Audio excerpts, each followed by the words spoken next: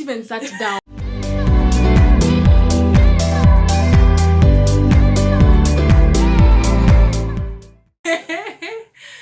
Hi guys, welcome back to our channel. So guys, last week's vlog was on the mental health symposium that was held at medical school. Because over time, the cases of mental health, should I say challenges? Or cases like of depression and suicide have on the rise in medical school. So our student body felt the need to organize a symposium where we just all talk and share our experiences and have a few panelists who would just give us solutions and how to go about our challenges in med school. Yeah. So this week's video we're going to focus on depression and suicide. How does it come about? Munatuonanga tu sisi ni madaktari. Why are you depressed? You're a doctor. Like, get out of it. I know, right? Why are you committing suicide? You're a doctor. You're among the people who are going to be respected in society. Why are you killing yourself? I don't have a job, but you're a doctor. I know, right? And then the guys who are friends with the people who unfortunately committed suicide usually say, "Hey, I was with them in class yesterday and I didn't see any signs." So it comes at everybody as a surprise. Yeah. And we thought like it's really important that we talk about this thing. Your boy Juicy nalikuwa tu sawa. Me, I saw him yesterday on the corridor, by the way, and he was even laughing with a group of friends. What happened? So now, like, we're going to discuss here what could be the causes. First of all, you know, med school has an unusual combination of very high achievers. You came from a place where you were the best. You were called an academic giant, like I was in Form 1. And then you were the best in your county. Your family is so proud of you. Hey, oh, you need daktari. You know, my daughter here, she's gonna be a doctor. And then you come here and you have to now learn to get those 30s and 20s and just let it slide. It's a road shock, let me tell you. When you join and they're like, pass mark the 50, you are like, 50 for who? For who? Like, I'll show them how I'm gonna ace those things. Then you start getting 40s, 30s. And then the worst part is the oral exams, when you actually see your exam going downhill and then you feel like you're watching a car accident and you can't do anything about it because you feel like I need to salvage the situation. It's going bad, it's going wrong. And then there's one question after the other. You're just burying yourself. Then the registrar asks you a question to think they'll salvage you and then you know the problem, put the cross on your grave. The problem with the oral exams is like ukishindwa na the first 5 questions, even the easiest now becomes an issue because now you panic because you already know like, hey, it's bad, you may fail. Anyway, apart from that, there is teaching by humiliation in medical school. If you're a med student, you know what I mean. You know the way the system is set up, it's like we're the students, then kuna registrars, and then kuna consultants who are the gods of the knowledge. Yeah. So when you got the ward and the consultant stop it, and then the consultant is doing the round and they're asking full questions and where hujui unauliza swali haujui. Then you know you usually freeze call. By the way, nikisema consultant sieti ni moja, it's like 10 registrars, 10 third years, 10 fourth years, 10 fifth years, 10 sixth years. So it's like a group of 50 people looking at you to answer the question. And these are people you know, what unaonanga. So see ati disappear. They'll remember the way you didn't know that question, the way you froze and that. Some people usually just freeze because of social anxiety. See ati hata ujui. Also the fear of saying something wrong. Because once you say something wrong, then the attention is focused on you, like you're so stupid. Look at the way even she has dressed. Look at even her hair. Look at her shoes. Even those earrings, they are too big. They are distracting to the patients. How can you trust a doctor whose nails look like that? Mimi nakumbuka last week kuna mtu aliambiwa kwanza yeye ni kama amejinywa na makasi. It's like what? People are asked like, are you even in medical school? Mimi nakumbuka mtu ashaulizwa hivyo. And I remember even in our ward round, in our ortho rotation, there's a consultant. Orthopedic rotation. There's a consultant who was so mean to us. Like the moment we joined that rotation, we were so excited to learn and we went there. But then he asks you a question. If you don't know, he really bashes you and he's so mean to you. And then you feel like, oh, no one ever wants to try. Yeah. So after a while, it becomes a problem again. After a while, what will boycott too? Like whenever he asks a question, no one is willing to volunteer. Then he started saying that, hey, people in this class are not willing to make mistakes. And we're just like, we tried and you showed us. Kuna mtu ambaye that's a clear example of someone who has never been to a ward or even to a medical school. And then you live there, you feel like... Me, I remember one of the panelists said when they were in med school, here aliambiwa, it's like you interchange the contents of your rectum with your cranium. I was I remember. Chest. What do you imagine? Hey, mbele ya watu. Hey, another stressor in med school is relationships. First of all, when you join, people start dating in class. And then with time, those relationships break. So then you have to have an ex in your class who sometimes they're not very easy to see. Maybe I'm a living example of such a thing. Like, my advice to someone who's joining campus, like, just don't date your classmates. Stay away from your classmates. As in, don't do it. Don't do it. Like, I don't know. Miss Junior emphasize Ajay. Don't do it. Because most of the time, you break up and you're stuck with someone. In my case, we broke up during third year and I still have 3 years to this person. And in my case, my ex is not a mature person. So there is just abrasion and all this. And you just wish, can you disappear? But no, I'm stuck with this person for 3 years and just don't do it. Don't do it. You guys, you know those memes for like dating someone in your class? Is Nikujiongezea unit. Real life. Don't do it. And even, what stories will you tell your children? As in, because literally your life is like, oh, let me give my example. We used to just come to class. That's the only thing we never used to do together. Sit together in class. So, classically, that's the thing we never used to do. We used to sit together. No! Okay, fine. It's me telling the story. Okay. We used to sit together. Stop lying. I used to sit with you guys. Anyway, most of the time, you end up doing things together. Yeah? So, it's like you're in class. Mkitoka class, you go for lunch together. Mnarudi class. Mkitoka class journey, you go and study together. It's the next day. You're together. Weekend, you're together. What are you going to tell the children? What did you do in campus? You're together with your boyfriend. Anyway, on the other hand, some relationships actually work to marriage. Yeah.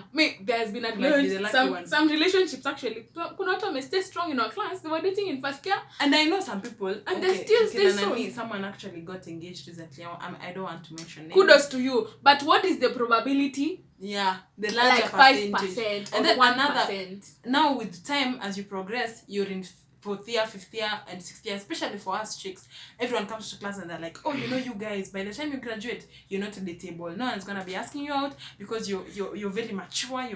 Most of us have strong wills. You're very, you're rich now. That the pool of guys who can ask you out has reduced. And then the guys you're ignoring now in class, they're going to be the ones with money and they're going to be ignoring you in conferences. And then you're like, what? So I should just date anyone because ignore me, Oga. Ignore me. And who says you're not going to be the ones presenting in those conferences? Who says I'm not going to be the one to ignore you? But then that pressure is real. Like, oh, this one you're ignoring right now. They're going to be ignoring you in conferences and they're going to be the rheumatologists and to do the words. Even us, we're going to be the words. And they keep saying at you, by the time you graduate, you'll be 25 or 26. The pool of guys you can date will have really reduced. Who are you going to date? Nini. Nyinyi wa Afrika mnafaa kuacha kujipea pressure. Because like, you can just meet anybody anytime and date them. And who says there's a timeline? Girls, it's timeline to ziachane nazo. Yeah. They're not helping anyone. Not at all. Apart from that, another pressure in med school is usually the pressure to maintain a social life.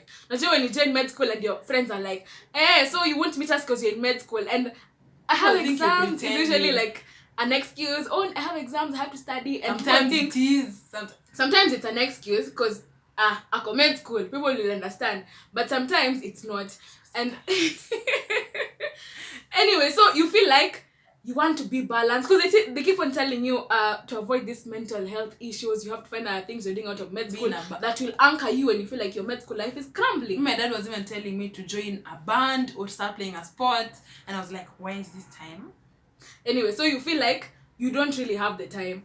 When you try to do something else, you find yourself doing too much of it. In a backfire, unajikuta unafail. Some people are like, you cannot do med school as a hobby. You have to, and then, you have to cut out everything else, otherwise you will fail. And then, people start making you feel like if you're concentrating 100% in school and you're always studying and like, people start making you feel like you don't have a life.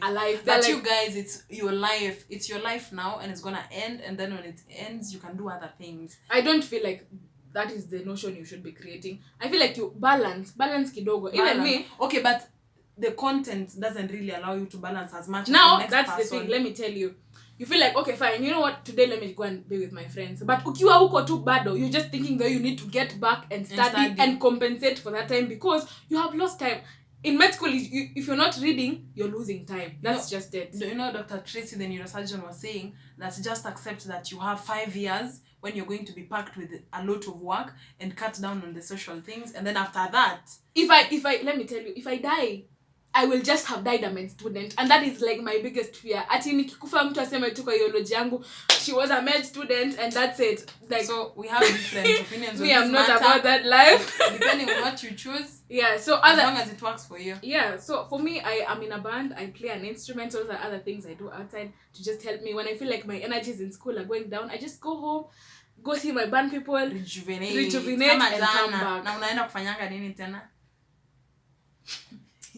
Anyways, another challenge is like having to deal with death and dying. You know, like people feel like sometimes at first when you meet a patient, you clerk. Some patients you really click with them, they tell you their stories about their personal life, their challenges, and then you go to the ward the next day and unaambiwa tu unaona kwa ward admission ward wameandika RIP ama died. It's a very small sentence, but it just breaks your heart sometimes. You get to bond with someone, then the next day their bed is not there and you're like, okay. I remember the first time I saw a patient dying, as in to look at Wapo and the patient died next to us, and I don't know, and then the health system is set up. It's a normal thing for someone to die.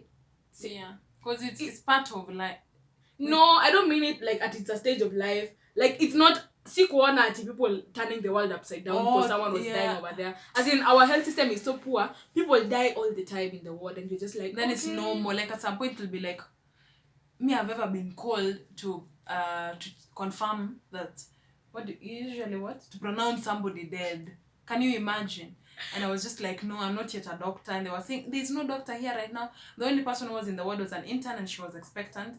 And that room was where the patients who have undergone radiology go, and she couldn't expose herself to it. So then I went there at first, and then I saw that this guy's relatives around the bed, and they didn't know that he had passed away. So I wasn't going to be the one to start, shining the light and having to tell them your patient has passed. So I just went back and told them, I'm sorry, but like I'm not trained to do this yet. Me, I remember there's a time one of my friends had their dad admitted here. So when you're a med student and they know you're here, you're based in Kenyatta, they call you and they're like, oh, so we're coming, come and assist us, and they go and assist them. Then you bond with the family and the patient, and then the patient passes away. And then you're just involved. Yeah, you're involved in all those processes. Then it's like even you're part. You're part of that. You feel it. See, someone died, and because you didn't know them, it didn't affect you. Even you are involved, and that was a very difficult day for me. So the next time another friend of mine called me, I was like, oh my god, I'm gonna get involved in another patient, and I'm gonna die, and I'm gonna have a very difficult time. As in, it gets hard to you. Then apart from live patients dying, you also there's a rotation. You have to go to the morgue and observe autopsies. Me, by then, that was my worst. Like even me, when I went there at first, once the smell hits you and it's just the smell of death. There are flies and then dead bodies, like 6 dead bodies open. Imagine this, a semicircle with 6 tables. All of them are open. All the bodies are open at the same time. And when I say open, I mean like over here. I'm at a office. They open up. The scalp is open. All the intestines are out. There are flies. There's blood. Flies are coming towards you. And then I was like, oh my god! It's crazy. Like I just had to go to the morgue once, and I knew I can never be a pathologist. Ever. Ata kama sijui, no matter how prestigious or how much it pays. Ata kama no one is gonna wake you up for an emergency. Acha niamshwe. So guys, some of the lessons we picked up from the panelists who spearheaded the discussion on how to deal with depression and suicidal ideation in med school was that you should be versatile and balanced. Find other things you're doing out of med school. My shako is going to med school because the day your med school life is crumbling, you have nothing to turn to. I am a good example of balancing out my life. Anyway, find other things, whether it's sports, whether it's acting, playing an instrument, but remember not to overdo it, because then it will just affect your mental health. Back again, then you're back to where you started. Oh, another point is like soak in your disappointment just as you soak in your wins. Like, the way when you do something creative, you feel the pride and you want everybody to know. Like when you fail at something, just let yourself feel it, soak it in, and then like the next day you will be better. Like, I feel like we should really all try to learn as much as possible that one event doesn't define you. If you win, you're not a winner, and if you lose, you're not a loser. Like, it's just you win, you lose, you win, you lose. It's give and take. Yeah. Also, you need to seek help. Talk to someone. You know, just find who's your support system. Even if I know I'm going through stuff in school and I need to tell someone, I will go to my support system and just, you know, get a recharge. Yeah. Understand yourself. Know when you feel like you're having that pre-depression aura, when you feel like run for things help. are about to get thick, go for it. And then protect your mental energy. Like, if a relationship is not good for you, cut it. Whether it's your friends, whether it's like the people you hang out with, whether it's somebody you are dating, if it's not working for you, my friends, be selfish, cut it off. Yeah. And people who are usually not worth it, spreading negative energy around you, like, to say me cut out everyone, but just know the battles you can fight. Come on.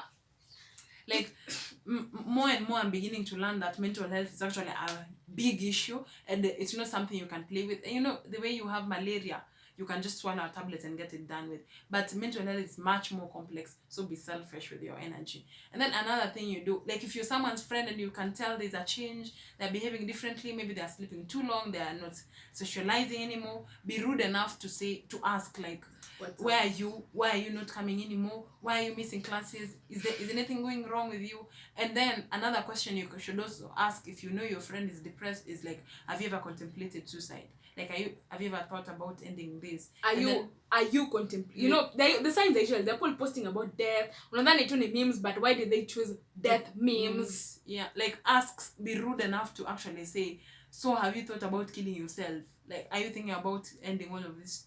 And then, like, even you might be, like, one of the guys who gave their stories, their struggle with depression was like, some days I wanted to kill myself, but then you meet somebody who's like, hey, let's go and buy a lollipop. Lazima unichukue leo. And then that's the one thing that stops you from doing it. So, like, be there for people, and don't be too nice to the extent that you feel like, I don't want to pry. Sometimes you're helping. Be rude enough to ask.